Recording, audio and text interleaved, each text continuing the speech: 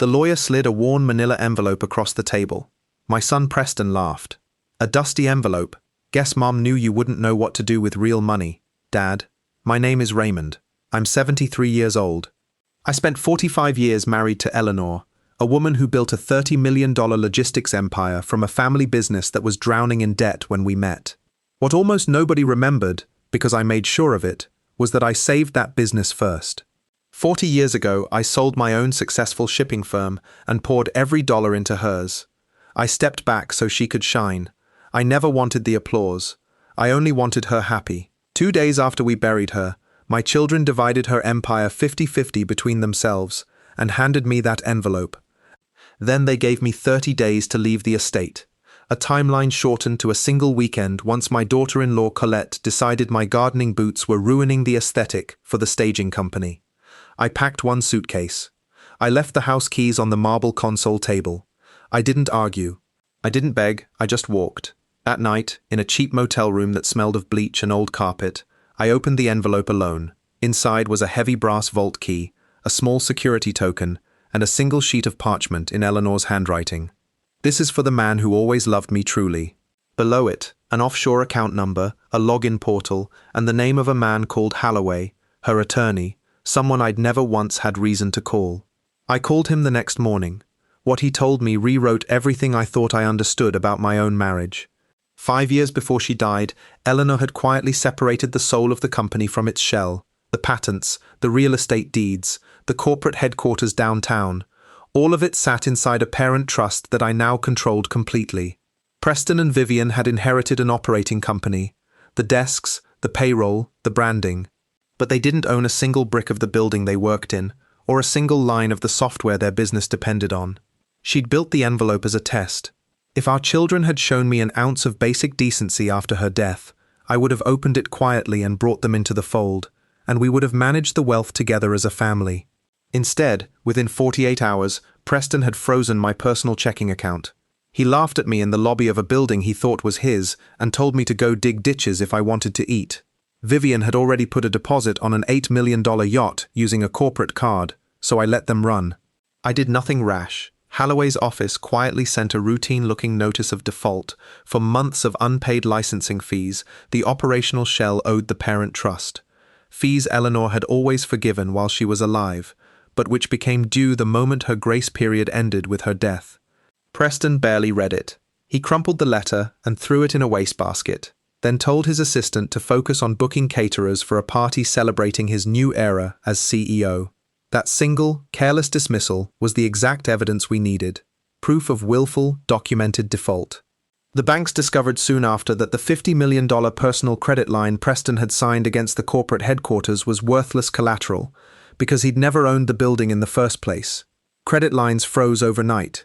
Panicked, his brother-in-law Desmond pushed the family toward a fast, secretive buyer to cover their exploding personal debts, a buyer that turned out to be a shell company quietly controlled by Holloway.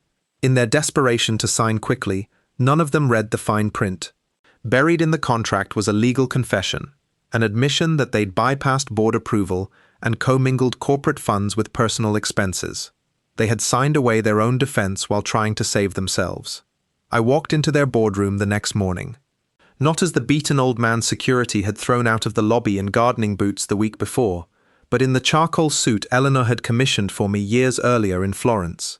Forensic auditors were already seizing servers down the hall. Preston tried to have me removed again. This time, Holloway simply told the guards whose name was actually on the deed to the tower they were standing in. Nobody moved. I didn't raise my voice. I told my children, in front of the board they'd hand-picked to rubber stamp their theft, the story they'd never heard, how their mother and I had built the foundation of everything they believed was theirs by birthright, 40 years before either of them was born. Her final gift to me wasn't the money, it was a mirror. She wanted to see exactly who they would become before she handed anything over, and she'd built a door that only I could open in case the answer was ugly. It fell apart quickly after that. Colette filed for divorce within the week, unwilling to risk the fraud investigation now circling Preston. Desmond did the same to Vivian days later. Banks repossessed the cars, seized the yacht, foreclosed on the properties tied to their personal guarantees. The friends who had toasted them at galas stopped answering their calls entirely.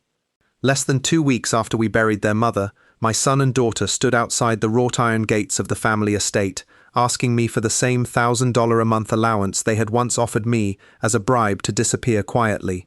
I didn't open the gate.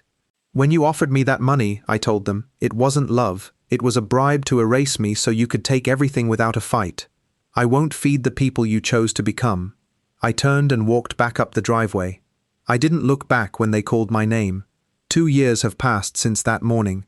I heard, through people who still check in on me, that Preston works behind a gas station counter on the edge of town now. No house, no name people say with reverence anymore. Vivian, I'm told, is taking night classes at a community college, relearning things she should have learned decades ago. I saw her once outside a grocery store. She looked older than her years. She nodded at me, small and unsure. I nodded back. Neither of us said a word. It felt right. Not forgiveness, not bitterness. Just two people who used to be a family, passing each other on an ordinary afternoon with nothing left to prove. I think about Eleanor often in the greenhouse, tending orchids she loved. I think about the discipline it must have taken her to write that note years before she ever needed it, trusting that if the day came, I would know exactly what to do with it. She never doubted me, even when our own children did. That's the part that has stayed with me longest. Not the money, not the collapse of their empire, but the quiet certainty she had in who I was. If there's a lesson in any of this, it's that inheritance was never really about wealth. It was about what people believed they're owed simply for existing near you. My children believed the world owed them dominion because they carried our name. What my own father taught me on the loading docks decades ago turned out to be true for them too. Nothing that isn't earned holds its shape for long. It slips through your hands the moment you stop gripping it out of respect and start gripping it out of fear. I don't know if my children will ever call again. Some nights I think I would answer.